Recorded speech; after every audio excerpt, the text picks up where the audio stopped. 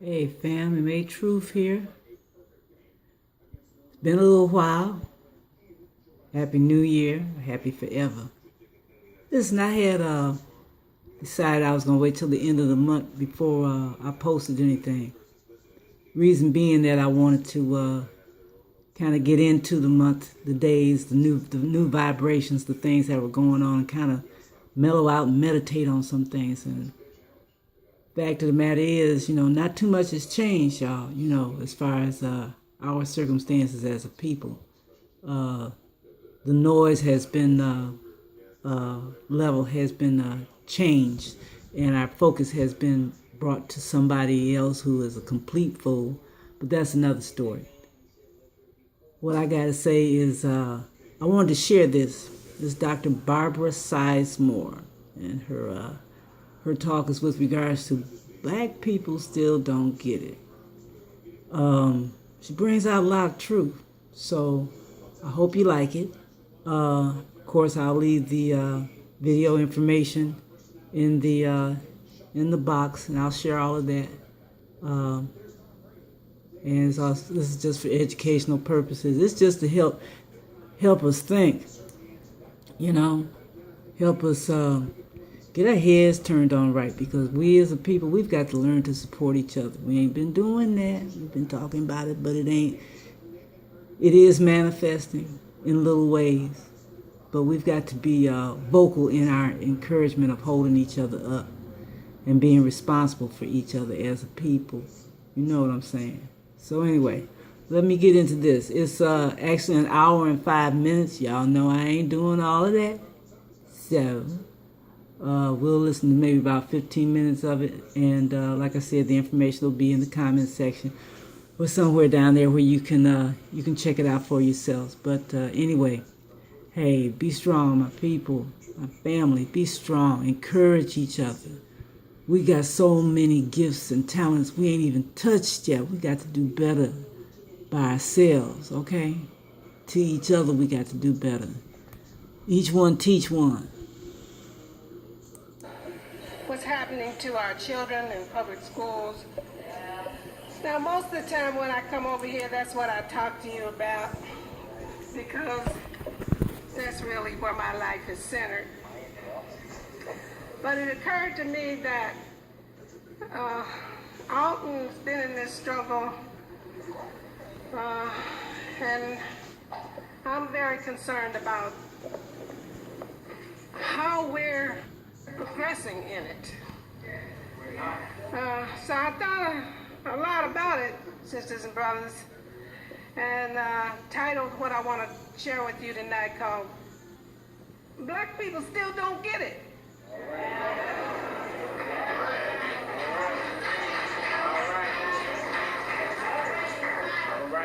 For some time now, I have been trying to get the idea over that black people must take charge of their lives and those of their children.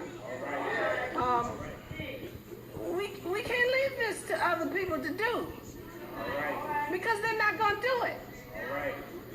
And we cannot sit around wringing our hands and shaking our heads and talking. It's getting late, brothers and sisters, especially for our children. Now, when it gets to the point that the way we live is destructive and leads to our extermination, then we have to think about what has happened to our culture. And we need to take a long, serious look at our condition now. If culture is the sum total of artifacts which any group accumulates in its struggle for survival and autonomy, then it's dynamic, because it's a struggle. It's not static. It doesn't stand still and never change. It changes with the condition, okay? Because as you try to survive and to be self-autonomous, and the conditions change that keep you from doing that, you change in order to combat those conditions. Am I making sense to you? Okay. Now, what is survival? I mean, what survival means that the group has to do an act The group has to see that each individual member keeps himself or herself in good enough mental, moral, spiritual, and physical health long enough to reproduce that self and then take care of whatever you reproduce. That's the least. If you don't do that, the group dies. It's gone. Okay. So that's what survival means.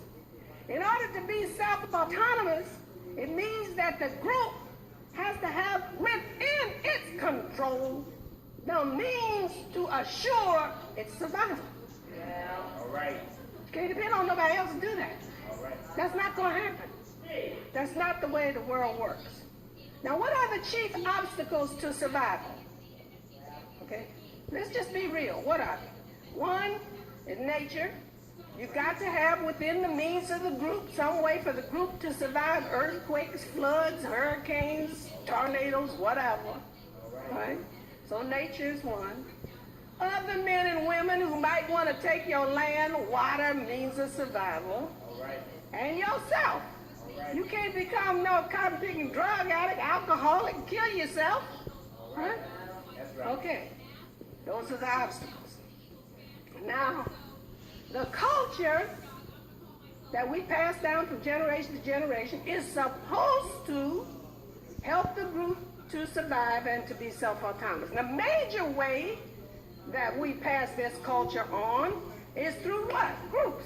Family, church, school, organizations like this. Those are the means.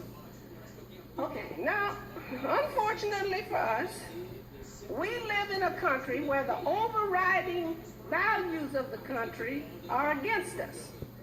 For instance, these overriding values put in the positions of privilege people who are white, people who are male, and people who are wealthy.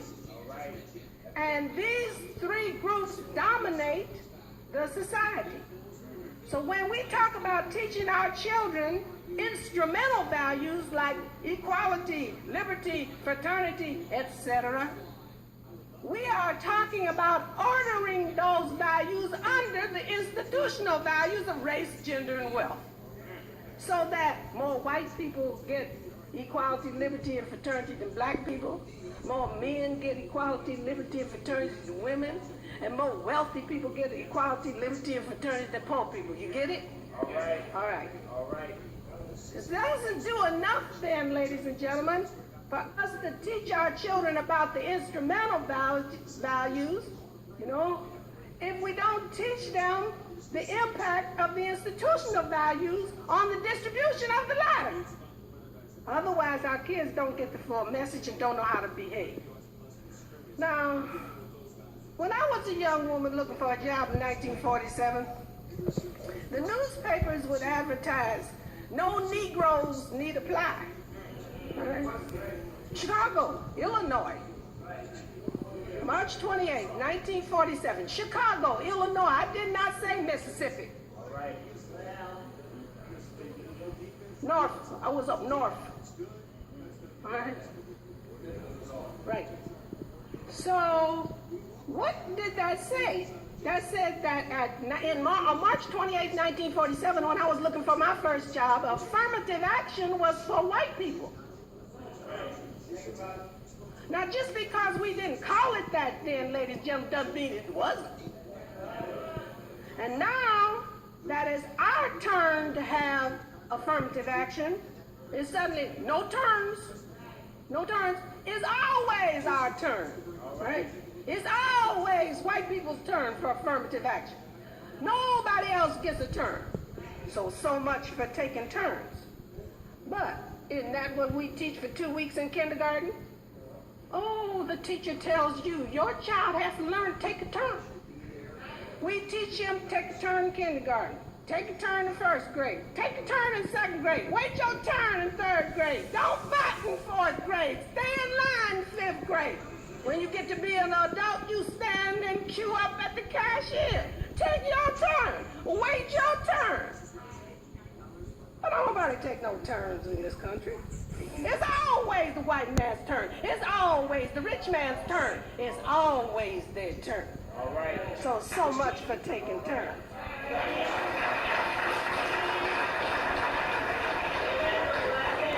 In 1954, the U.S. Supreme Court overturned Plessy versus Ferguson, which legalized Jim Crow, and the overt racism that we knew as Jim Crow was forbidden.